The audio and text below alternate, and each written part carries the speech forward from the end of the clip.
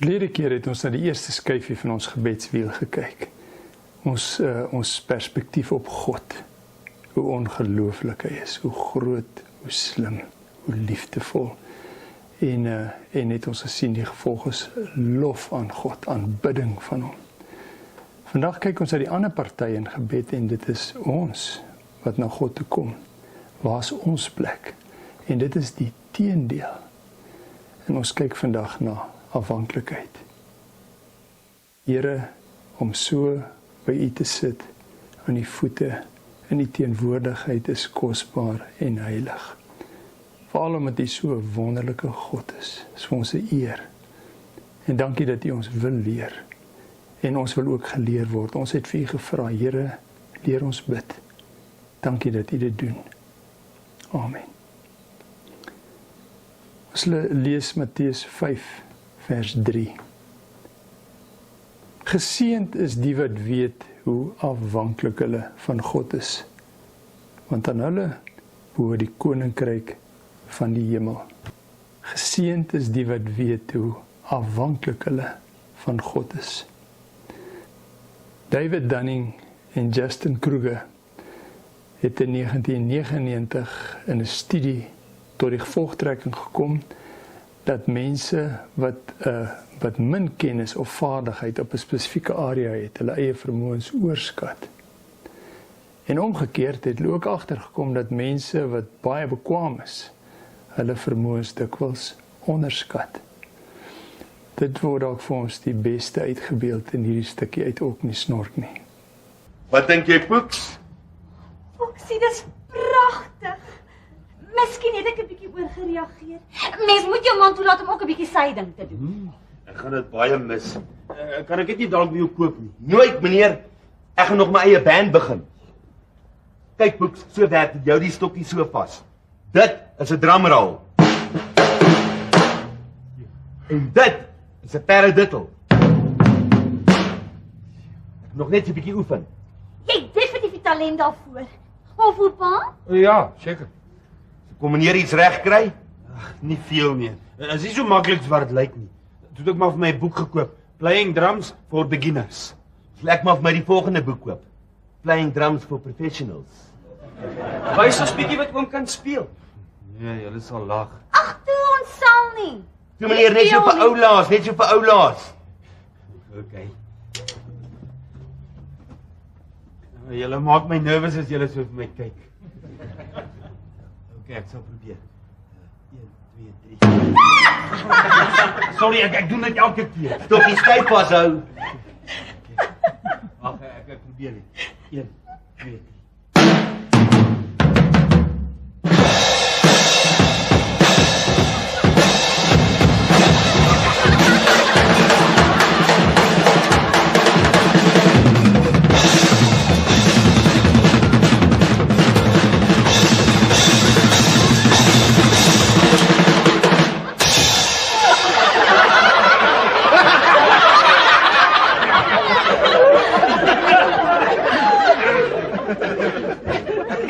My tromme, al gekoop neer allerhande boeke en goed.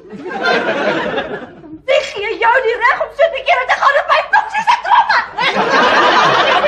Sorry, ek moes gesê ek sal dit koop, dan is dit my dromme. Okay, koop dit. Net cash. Ons vat nie checks nie. 250. Ek het net 200 daarvoor betaal. Poeksie, ek doen besigheid. Ek gaan gou die geld haal, 250. Hy kan miskien drum speel. Maar hy weet net mooi niks van besigheid af nie.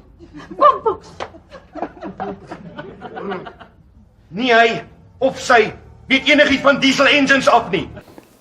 Hiervan is daar talle voorbeelde. Byvoorbeeld in mense se bestuursvermoëns. As jy vir mense vra, hoe goed dink jy kan jy bestuur? Is die mense wat swak bestuur glad nie realisties oor hoe swak hulle regtig is nie. In Amerika op 'n plek in 'n ondersoek het hulle gesien dat 93% mense hulle vermoëns agter 'n stuurwiel oorskat. Ek weet nie, ek dink dit is by ons veel anders nie.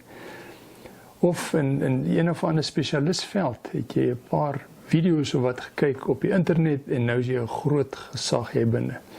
Daar's seker goed wat mense absoluut 'n snert praat oor die maanlanding en 'n plat aarde en goed, met geen kennis nie. Maar hulle weet alles en hulle wil ander mense ooreed. En so is dit 'n al hoe groter wordende ding, dat mense, wanneer hulle ook in God se teenwoordigheid is, in God se teenwoordigheid sommer net instap asof hulle daar hoort, asof hulle maar sommer net met hom kan praat, daar neerplons, en dan sommer eise stel ook. En op daardie manier besef ons nie hoeveel skade ons regtig doen, ook juis aan onsself nie. Die bekende voorbeeld in die Bybel is natuurlik in Lukas 18, die fariseer en die tollenaar. Die fariseer wat by die tempel kom om te bid en onmiddellik begin om sy kwaliteite op die tafel te sit en neer te sien op ander mense. En die tollenaar wat net kom en niks aanbied nie, net vooroorslaan, neerslaan van skaamte en net sê, Here, wees my sondaar genadig. Dan sê Jesus, wie het regtig met God gekommunikeer. So ons realistiese siening op wie ons is in teenwoordigheid van God is baie, baie belangrik.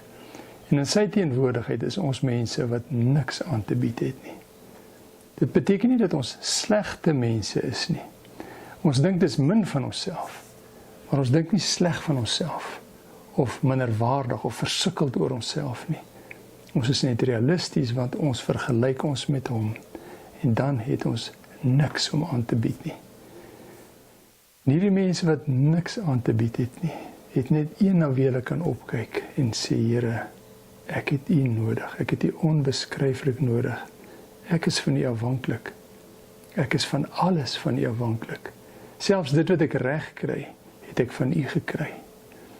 En hierdie basiese houding bring ons in die regte verhouding tot God, bring ons in 'n realistiese verhouding met God, waar ons sien waar die eintlike krag hoort.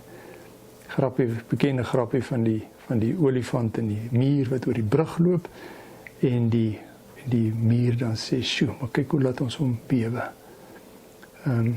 Nee, realisties oor wie die muur en wie die olifant is. Geseënd is die wat weet hoe afhanklik hulle van God is. Ons onthou uit die ou vertaling het hy gesê, geseënd is die wat arm van gees is. Maar dis hulle geestelike armoede besef in God se teenwoordigheid. Uitermate geseënd is hulle kry baie meer as enige iemand anders. Uitermate geseënd. Aan hulle behoort die koninkryk van die hemel. Die koninkryk, weet ons, is waar God regeer, waar sy woord wet is, waar mense wil doen wat hy sê, waar hy geag word. Dis hoe dit in die hemel is. En nou is dit as het ware 'n stukkie van die hemel wat aarde toe kom. Hemel op aarde, sou ons kon sê. Die hemel kom hier na toe, wanneer mense hierdie geweldige respek vir God het. Psalm 123 is natuurlik die bekende vers wat dit sê, soos die oë van 'n slaaf gerig is op die hand van sy meester, en die oë van 'n slavin op die hand van haar meesteres, so is my oë op U gerig, Here, totdat U oor my ontferm. Ek sit dus by die Here, ek sit in sy teenwoordigheid, en ek sal hier wag.